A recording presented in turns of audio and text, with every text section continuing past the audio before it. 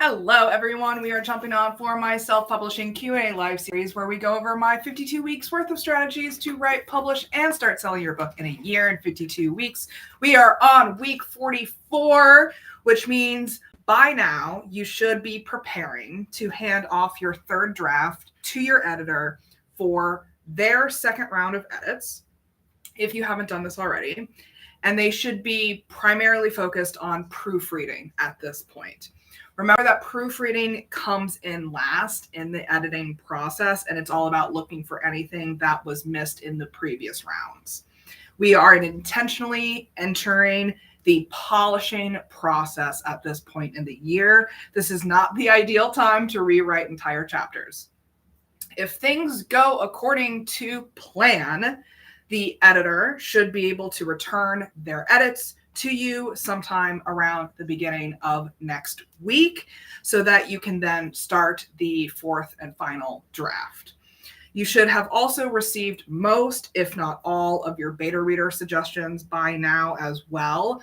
The deadline for their reviews for the book is also by the end of this week, because we will start posting them as part of our content strategy in the month leading up to pre-order launch. If you haven't been doing regular check-ins with your readers, now is the time to give them a firm and friendly nudge.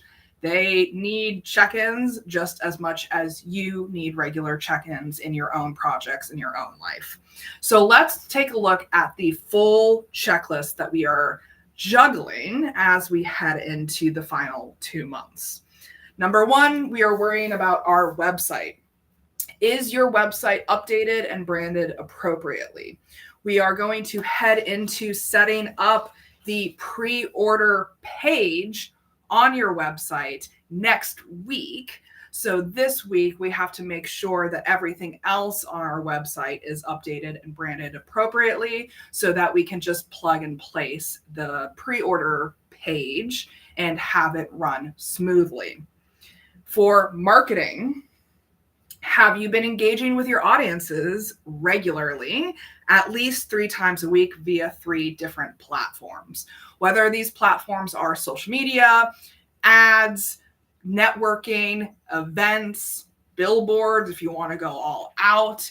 There are so many different marketing channels at your disposal. You don't just have to do social media if you don't want to do social media, but just make sure that you choose 3 different platforms where you're engaging with your audiences at least 3 times a week on each of those platforms.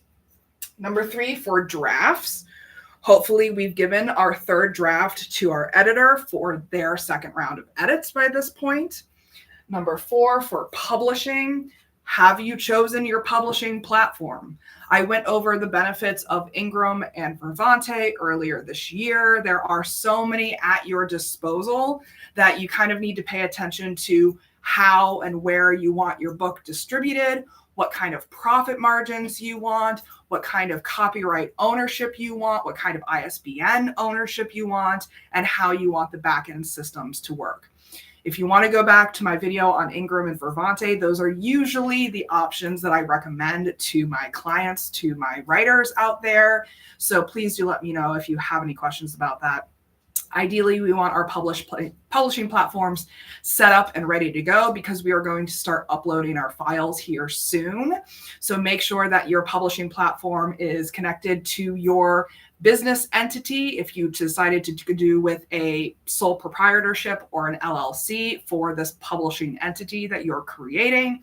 And also make sure that your publishing platform is connected to your separate business banking accounts as well. We want to make sure that we keep all of our writing income and expenses completely separate from our personal income and expenses.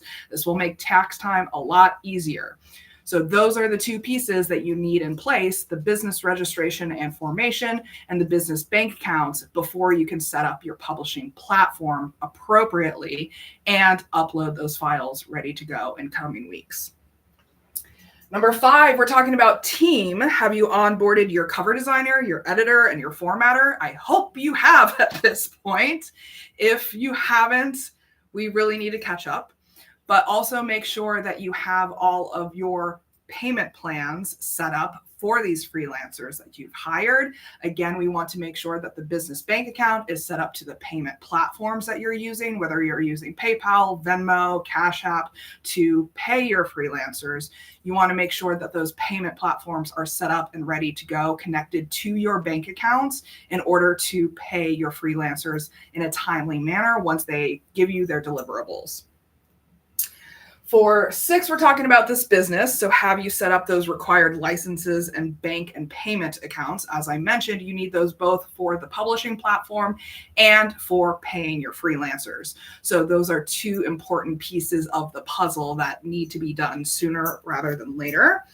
Number 7, we're looking at legal. Have you set up the necessary copyright and IP protections? Hopefully you've put your copyright notice on all of the forms of the manuscripts that you've been sending out to your freelancers.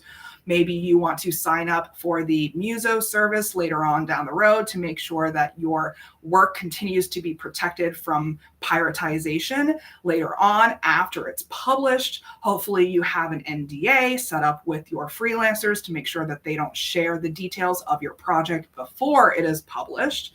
So make sure that your ass is covered every step along the way when it comes to the legal protections. And finally, with readers, have your beta readers fulfilled on their deliverables. 1, they're giving you feedback and suggestions on the actual manuscript. Hopefully you incorporated their feedback and suggestions into the draft that you are now sending to your editor for the second round of edits. Have they also given you their reviews that you plan to post and use as part of your marketing materials? Those reviews are super important. Reviews can go on your website. Reviews can go on the book description that you set up in your publishing platform when you upload your files. Those reviews will show up on all of the book listing sites that your book is sold on. Reviews are super important. They go on the back cover for the back book blurb. Sometimes they even are featured on the front cover if it's like a 1 or 2 word like review from a well-known person.